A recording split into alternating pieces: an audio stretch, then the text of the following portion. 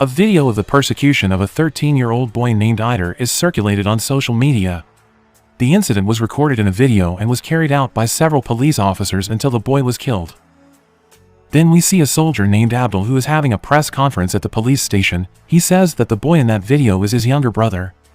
When the press conference ends, we see a long-haired man named Karim. He is the younger brother of Abdul and also the brother of Eider.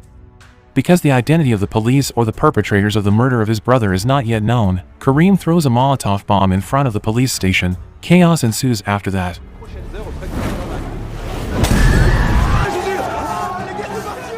This chaotic situation is used by Karim and his members to loot some items from the police station, such as helmets, vests, and a vault containing weapons. They will use this later to fight against the police. After looting several items, Karim and his members steal a police car and head to a settlement, an apartment called Athena. Arriving in Athena, Karim's men are ready to stage a revolt, and the revolt will be led by Karim himself.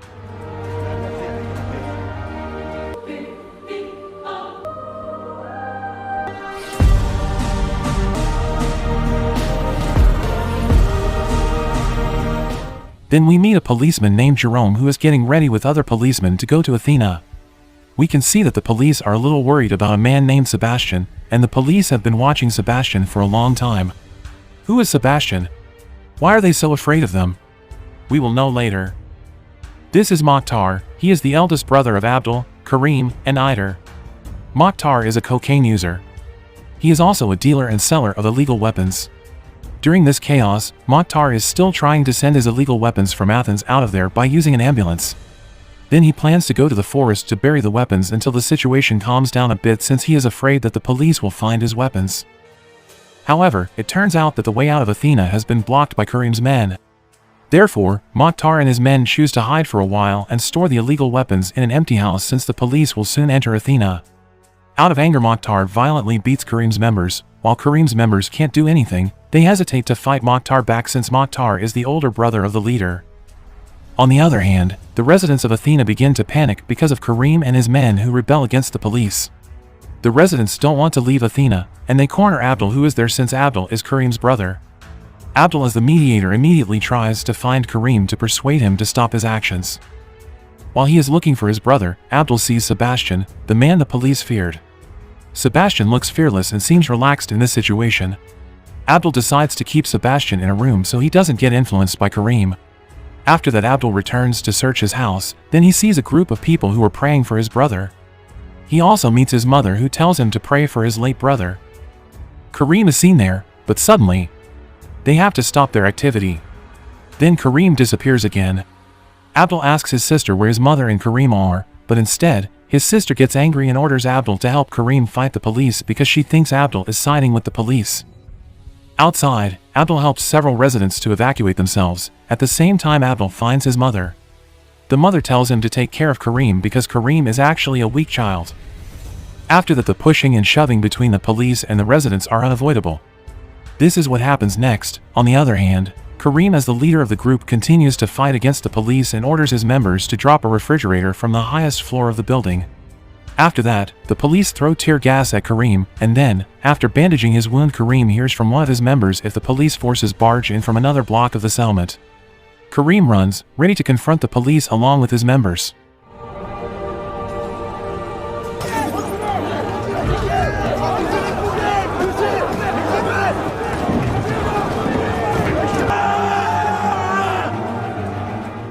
As night falls, we are introduced to a policeman named Murad who has helped Abdul in the riot earlier.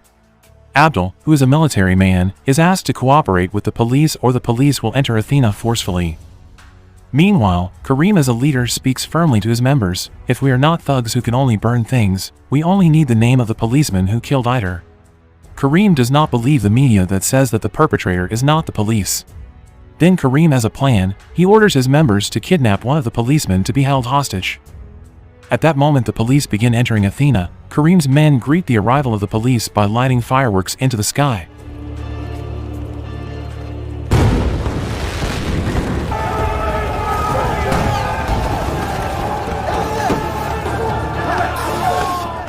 When the police start to move forward, the fireworks are directed at the police. At that moment, the police and the rebels start fighting each other. The police have to stop in the middle. protecting themselves from the fireworks lit by Kareem's men using their shields. Kareem, seeing the police doesn't move, goes downstairs, and, as a result of the Molotov bomb thrown by Kareem, tear gas breaks out, making the police can't breathe, their eyes are sore, their skins are itchy, and they can't see clearly. The police are forced to retreat, but some of them get lost. And this is one of them. Jerome is separated from his troops. He has to hide here and there to avoid Kareem's men who want to catch him. With heavy breath and a headache, he continues to walk to escape from Athena, but some of Kareem's members see him, so he has to run and hide. He changes his clothes. Jerome finally survives and makes it to a safe place, but suddenly... oh no! Abdul is still outside of Athena with Murad. He sees a video of Jerome being held hostage by Kareem through Murad's cell phone. In the video, Kareem demands that the perpetrator be identified and jailed for life. If Kareem's demands are not met, then he will kill Jerome. After that, Murad also tells Abdul that he needs time to meet the demands. Then Murad asks Abdul to persuade Kareem to make peace before the government sends troops to fight him. Since Abdul is Kareem's brother, he is allowed to enter Athena.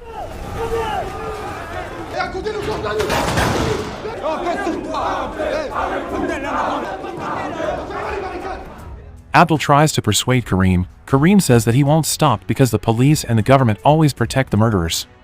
Abdul is trying to be patient. He asks his brother, what's the point of you doing something like this? Later, after you have the name of the perpetrator, will that bring Aider to life? Abdul hugs Kareem and tells him to stop everything, but Kareem pushes him away. He spits on his brother, then says that Abdul is just a French military slave.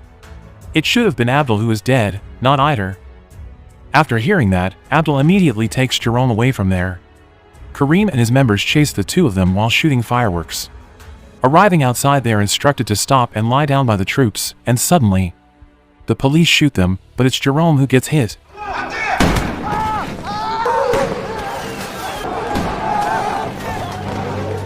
Kareem and his members are busy handling the police forces who are there, while Abdul and Jerome find the bar where Mokhtar and his men are residing. Mokhtar, with a gun in his hand, gives a warning shot, which prevents Kareem and his men from entering the bar. Inside, Abdul asks Mokhtar about a way out, then Mokhtar says that his men are looking for a way out by digging the ground in the back room. Mokhtar, who realizes that Jerome is a policeman, immediately becomes angry with Abdul. In the middle of the argument, their mother is calling, but both of them reject the call. Finally, Mokhtar relents and calls his friend to help the police get out of there, so he can be called a hero. On the other hand, Kareem is planning something with his members, and suddenly he gets a call from his mother. It is seen that only Kareem answers the call. After that, Kareem orders his men to break through from the back door, while he tries to distract Abdul from the front door. He threatens Abdul to hand over the policeman, clutching a Molotov bomb in his hand. Kareem's threat is ignored by Abdul. Without wasting time, Kareem lit his Molotov bomb, but at that moment the police are already behind him and tell him to immediately put the bomb down. Kareem, who doesn't care anymore, turns around and is about to throw the bomb at the police, but suddenly a policeman shoots Kareem, making him drop the Molotov bomb and set himself on fire. Abdul, who still can't accept Kareem's death, is visited by Mokhtar. It seems like he is sad too because he also loses his brother. Abdul, who is still unstable, starts beating Mokhtar angrily.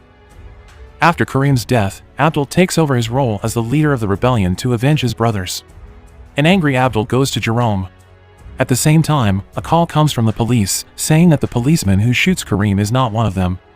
Since he can't make a decision, Abdul orders his members to take Jerome upstairs. After that, one of the members asks him about the weapons vault that can't be opened. Abdul allows Sebastian, who is there, to destroy the safe. After that, Abdul video calls Murad. He threatens Murad to immediately tell him the name of the policeman who killed Aider. If he doesn't tell him within an hour, Jerome would die. At that time, Abdul also hears news about riots that have occurred in 3 French cities. Then a group of anti-government extremists storms into the city hall. The police are having a hard time handling them, and the military will soon be deployed. Back to Sebastian. Sebastian easily opens the safe with a homemade bomb.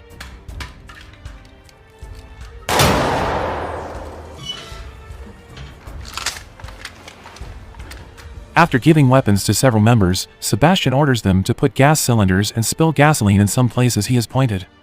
It is revealed why the police are afraid of Sebastian. Besides always looking relaxed, it turns out that Sebastian is good at making bombs with makeshift materials. At midnight, Murad suddenly calls Abdul. He asks Abdul to stop this rebellion. Then Murad also confirms that Aider's killer is not a policeman. Abdul asks Murad to immediately bring Eider's killer to him even though he is not a policeman, but Murad can't do it. It makes Abdul even angrier. He quickly rushes back to Jerome to finish him off. With his phone still connected to Murad, Abdul is ready to take serious action. And finally... Oh no!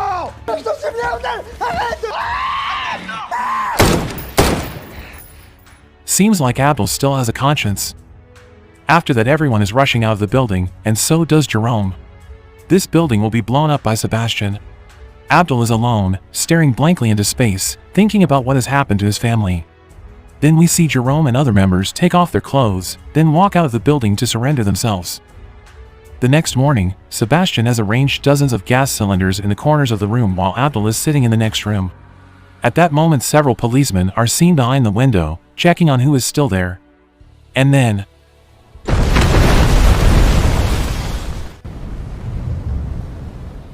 At the end of the film, we see a boy lying on the ground after being beaten by a group of people dressed as policemen. One of them records everything. After that, they go somewhere. On the neck of one of them we can see an Occident tattoo, a tattoo of France's far-right militant group. Then they burn the police attributes they have used earlier. We can conclude that these people are the people who killed Eider.